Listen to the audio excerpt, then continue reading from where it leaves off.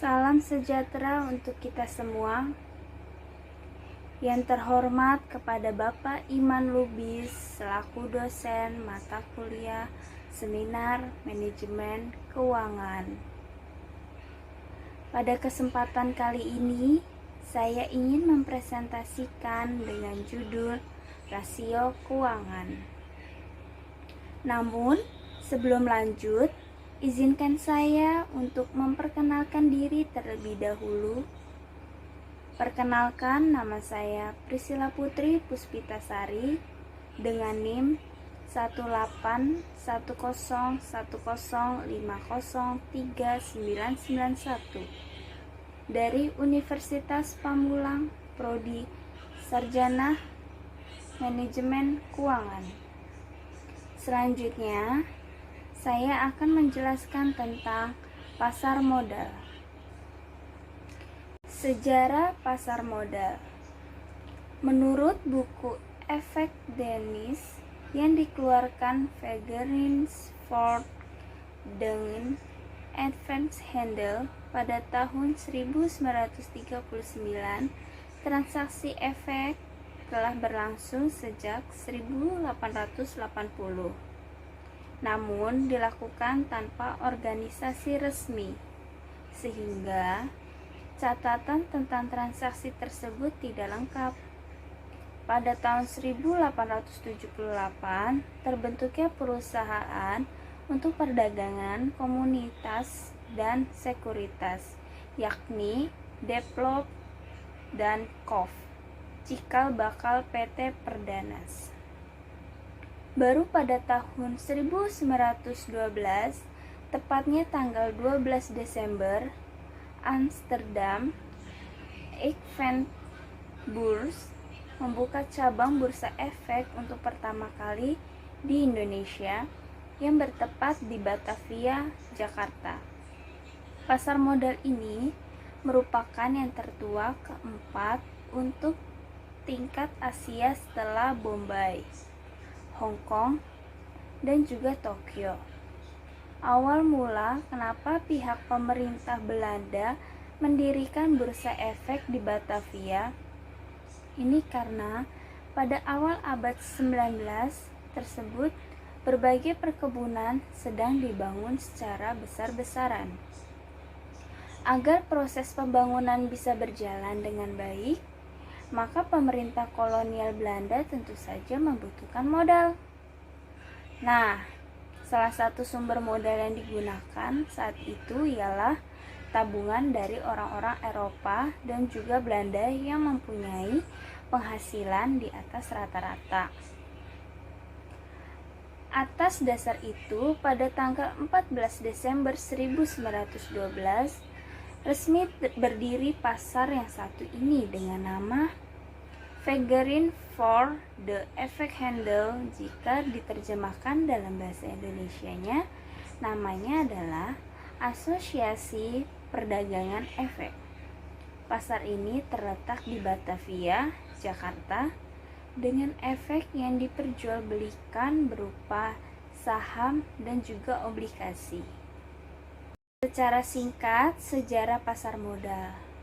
Bursa efek atau pasar modal di Indonesia sudah mulai sejak zaman penjajahan kolonial Belanda. Tepatnya pada tahun 1912 untuk mengakomodir kepentingan kolonial Belanda, yaitu FOC. Perkembangan pasar modal di Indonesia tidak berjalan mulus karena Indonesia terkena dampak Perang Dunia I dan II. Pada tahun 1950-an, pemerintahan Indonesia mencoba membangkitkan kembali pasar modal. Namun, seiring nasionalisasi perusahaan Belanda 1958, pasar modal di Indonesia mati suri. Pada tahun 1977, pemerintahan Orde Baru mendirikan Bapepam sebagai pelaksanaan pasar modal dan mencatat saham pertama. yaitu saham PT Semen Cibenong. Pada tahun 1982. Tahun 1989, Bursa Efek Swasta pertama kali didirikan di Indonesia, yaitu Bursa Efek Surabaya. Disusul tahun 1997, terjadi swastanisasi Bursa Efek Jakarta yang sebelumnya menjadi bagian dari Bapepam. Pada tahun 1995, lahirlah Undang-Undang Nomor 8 tentang Pasar Modal dan pertama kali melakukan perdagangan elektronik melalui Jakarta Automatic Trading System di bursa yang sebelumnya dilakukan secara manual.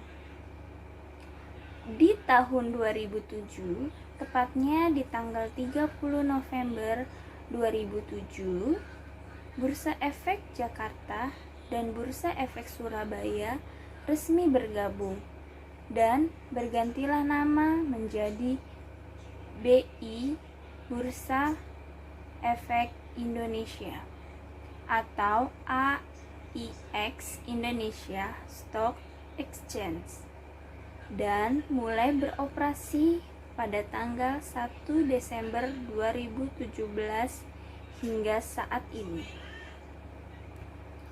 Pasar modal.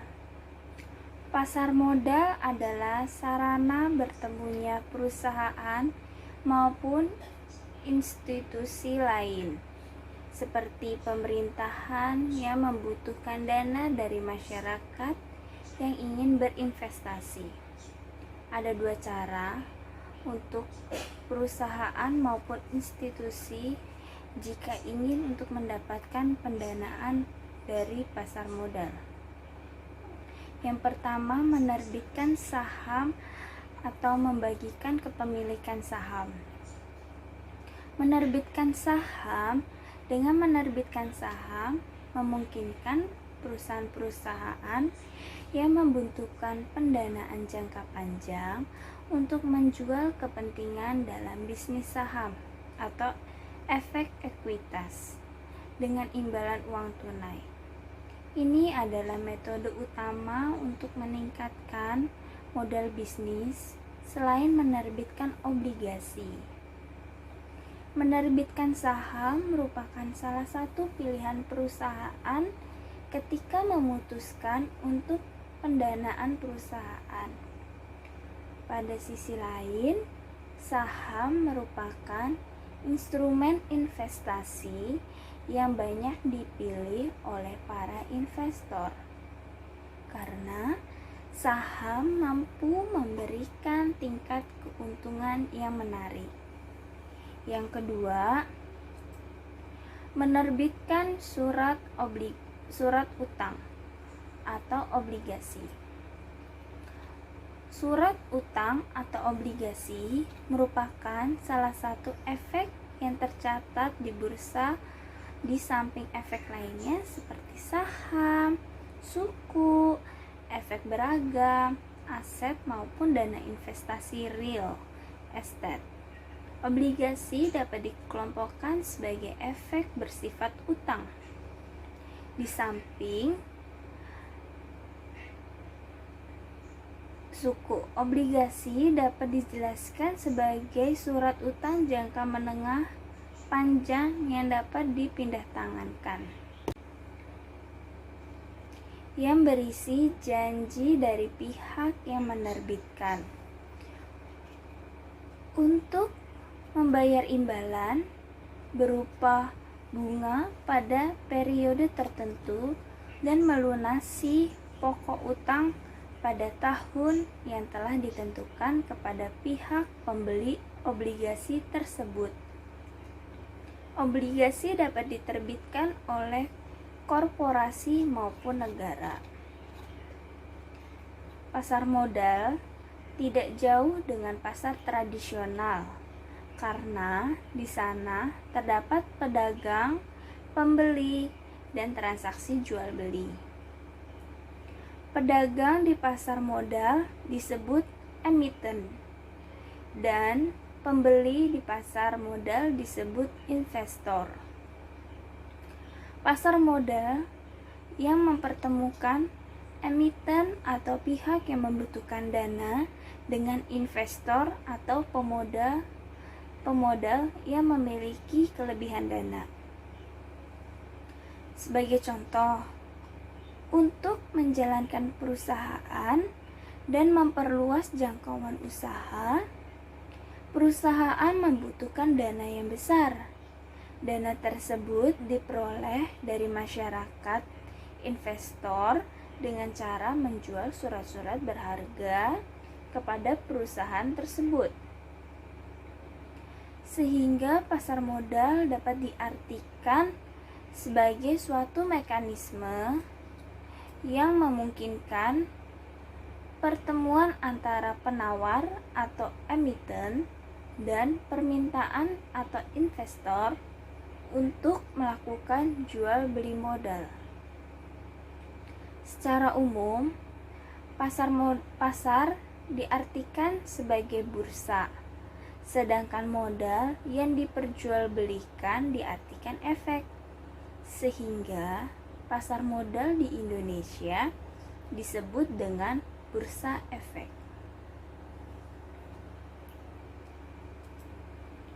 Secara sederhana, dalam pasar modal itu terdapat dua pihak yang dipertemukan.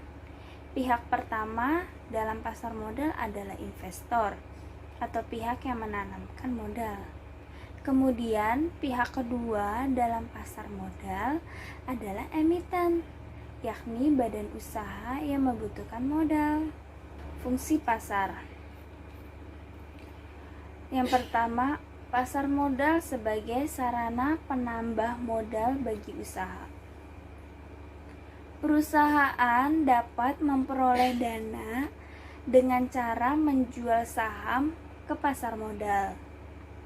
Saham-saham yang akan dibeli oleh masyarakat umum, perusahaan-perusahaan lain, lembaga, atau oleh pemerintah. Yang kedua, pasar modal sebagai sarana pemerataan pendapatan.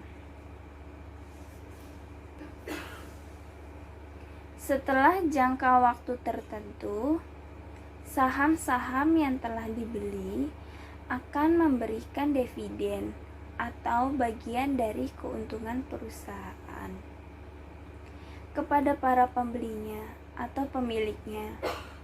Oleh karena itu, penjualan saham melalui pasar modal dapat dianggap sebagai sarana pemerataan pendapat. Yang ketiga, pasar modal sebagai sarana peningkatan kapasitas produksi.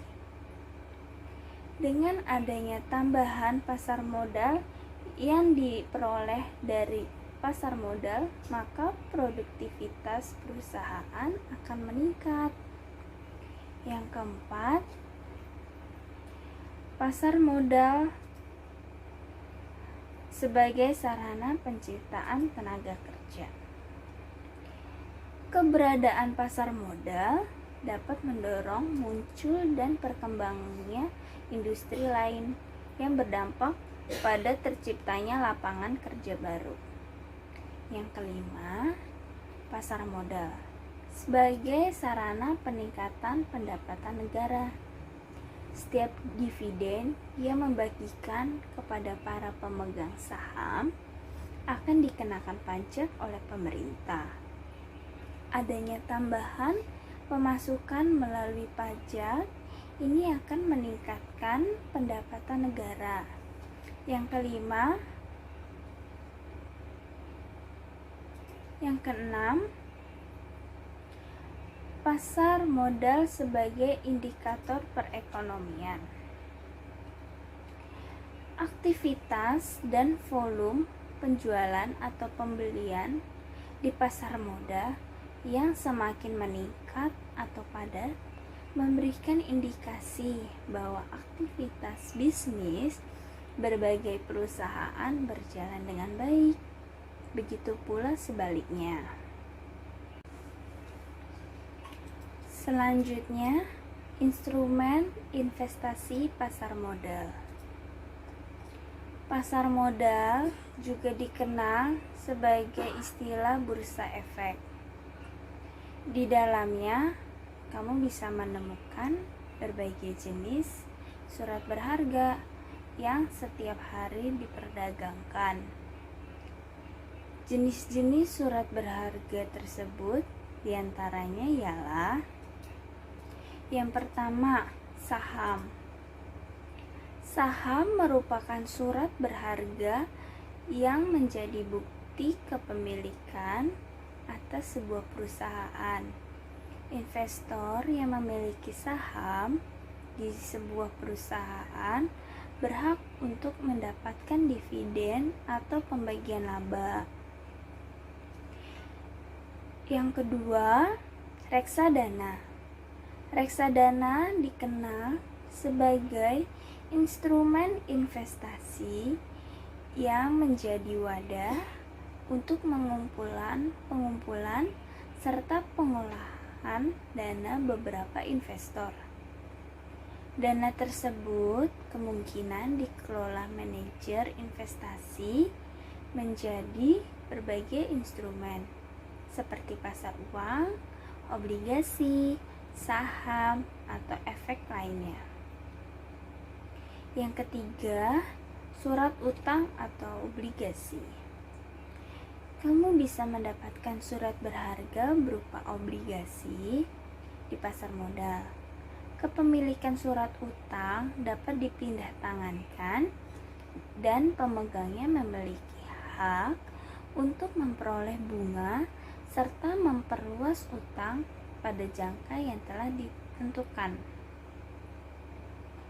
Yang keempat, Exchange Traded Fund atau ETF.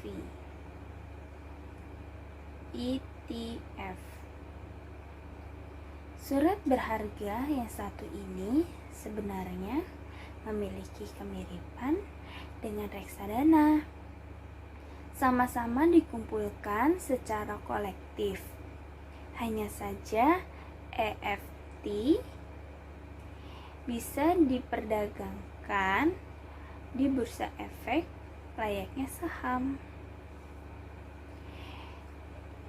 Yang kelima,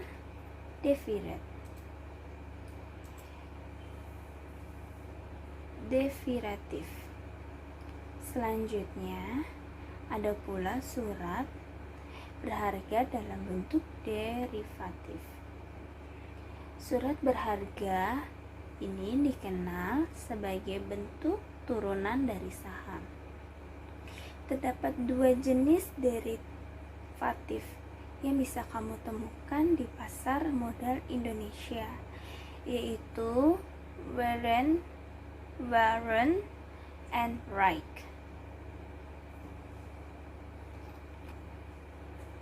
Selanjutnya, manfaat pasar modal. Pasar modal memiliki manfaat bagi emiten atau pihak yang melakukan penawaran umum, yaitu penawaran efek yang dilakukan oleh emiten untuk menjual efek kepada masyarakat. Berdasarkan tata cara yang diatur dalam peraturan undang-undang yang berlaku maupun untuk para investor. Manfaat pasar modal untuk emiten.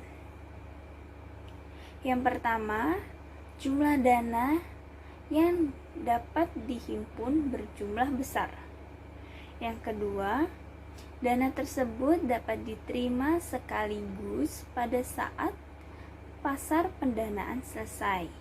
Yang ketiga, tidak ada konvenen sehingga manajemen dapat lebih bebas dalam mengelola dana atau perusahaan.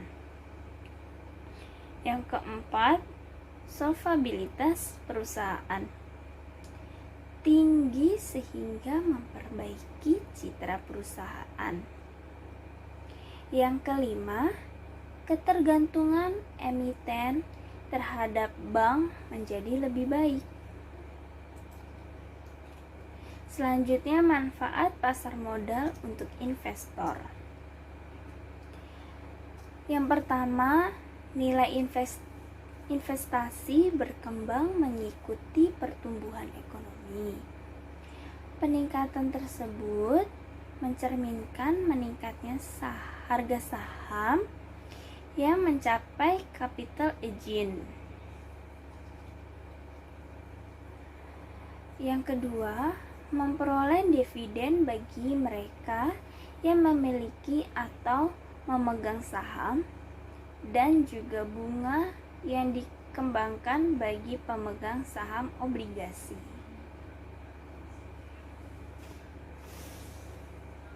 Yang ketiga, dapat sekaligus melakukan investasi dalam beberapa instrumen yang mengurangi risiko. Selanjutnya, pelaku pasar modal.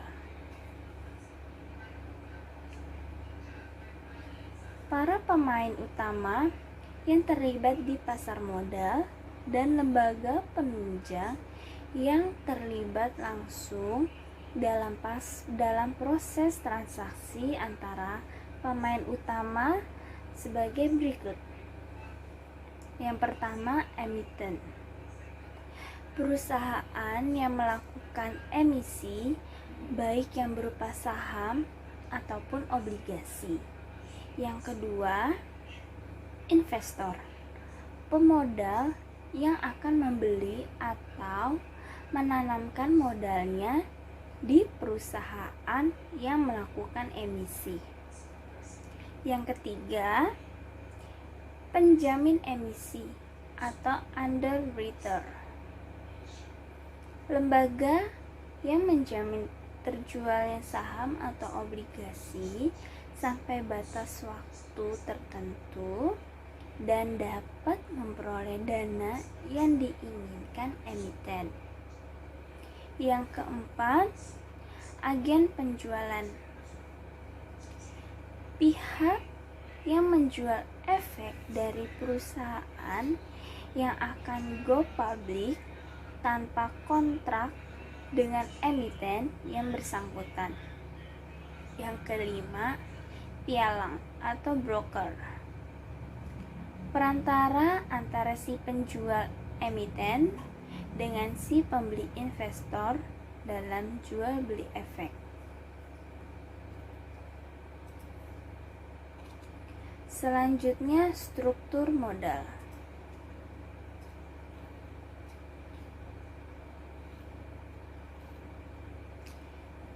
Selain pelaku, Anda perlu mengetahui struktur pasar modal dengan berbagai lembaga yang berfungsi membantu Anda saat melakukan jual beli di pasar modal.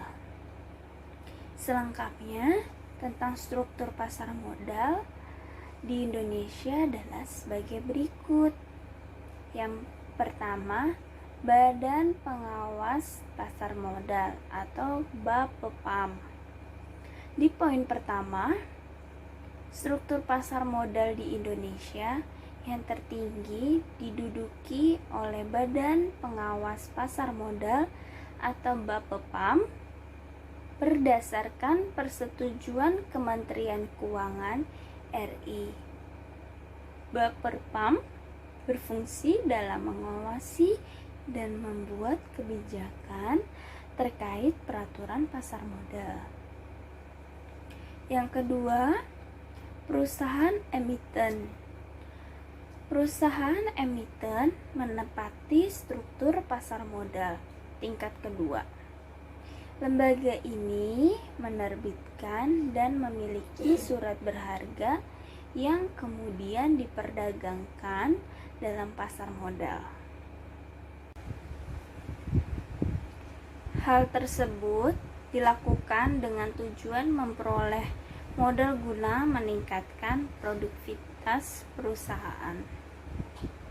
Yang ketiga, Self-Regulator Organization atau SRO merupakan lembaga dengan wewenang memperoleh kebijakan dan aturan sendiri bagi aktivitas bisnisnya di pasar modal.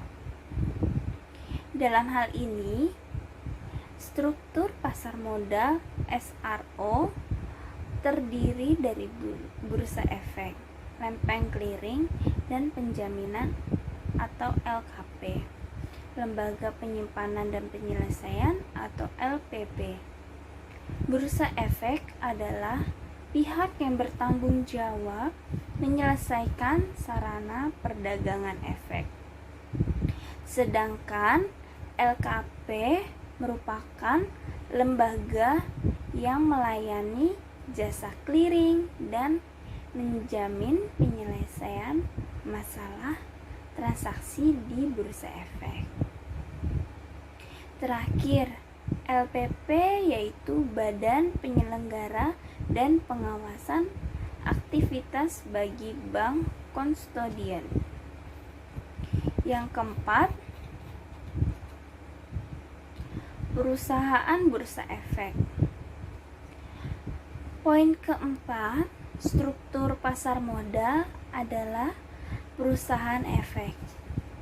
Lembaga ini bertanggung jawab dalam pengelolaan keuangan untuk disalurkan dalam bentuk efek atau surat berharga.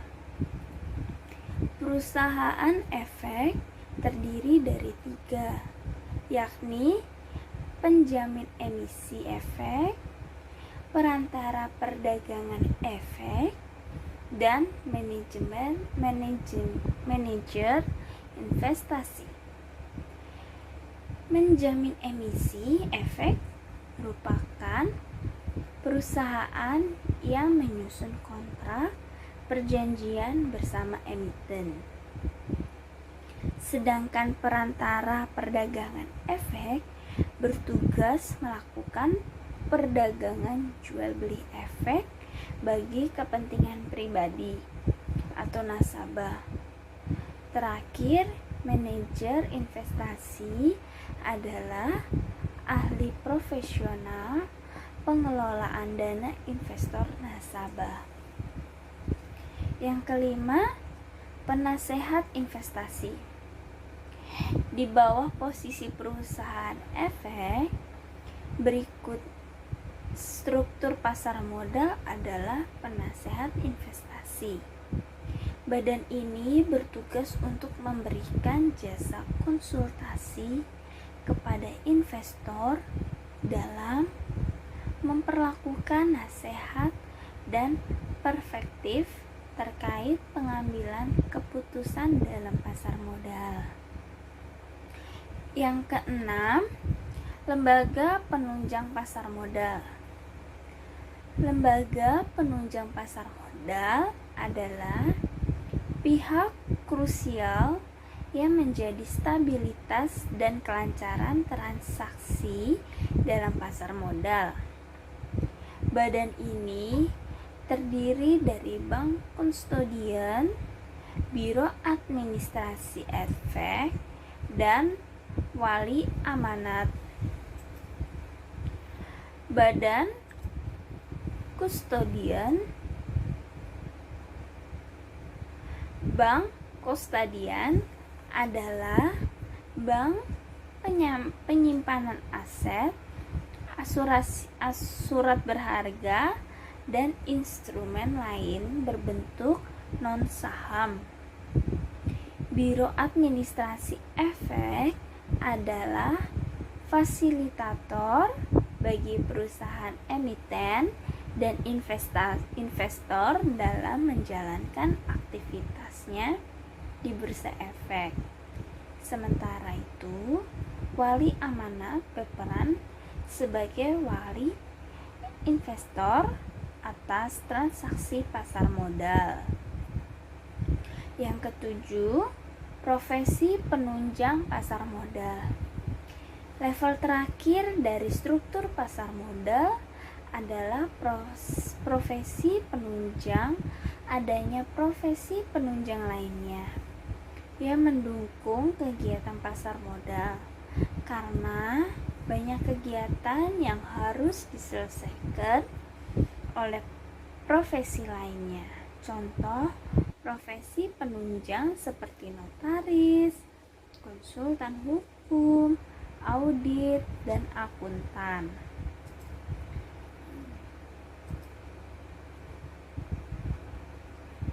Selanjutnya, lembaga dan struktur pasar modal di Indonesia. Ada beberapa lembaga dan struktur pasar modal yang ada di Indonesia. Sebagai berikut lembaga-lembaga pasar modal di Indonesia. Yang pertama, Otoritas Jasa Keuangan yang menggantikan efek Badan Pengawasan Pasar Modal sebagai pengawas seluruh aktivitas yang terjadi di pasar modal. Yang kedua, Bursa Efek.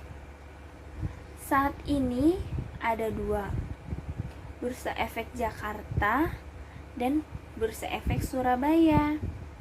Namun, sejak tahun 2027, Bursa Efek Surabaya meleburi ke Bursa Efek Jakarta, sehingga menjadi Bursa Efek Indonesia.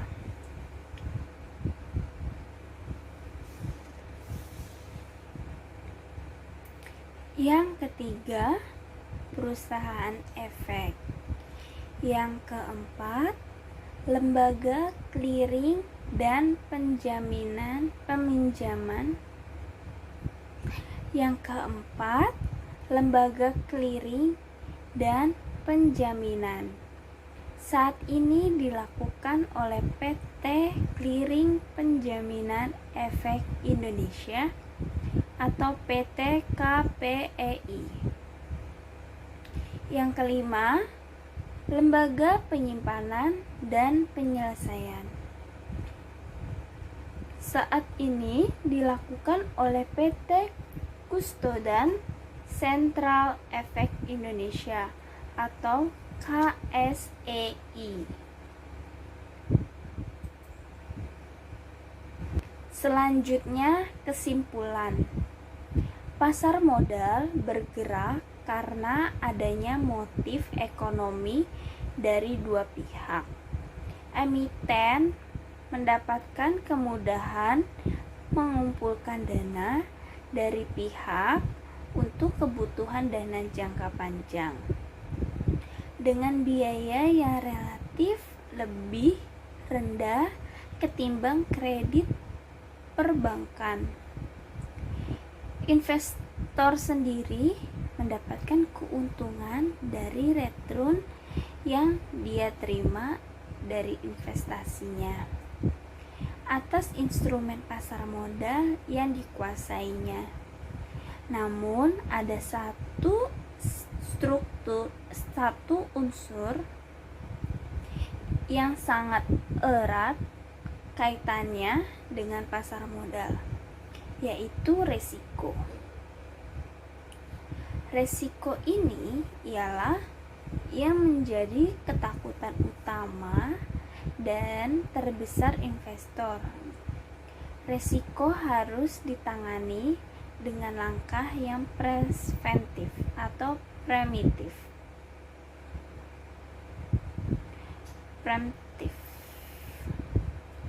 Dan investor oleh karenanya, investor mengembangkan pola pikir spekulatif untuk bermain dengan risiko tersebut. Terima kasih presentasi dari saya. Mohon maaf apabila terdapat kata-kata yang kurang berkenan. Terima kasih.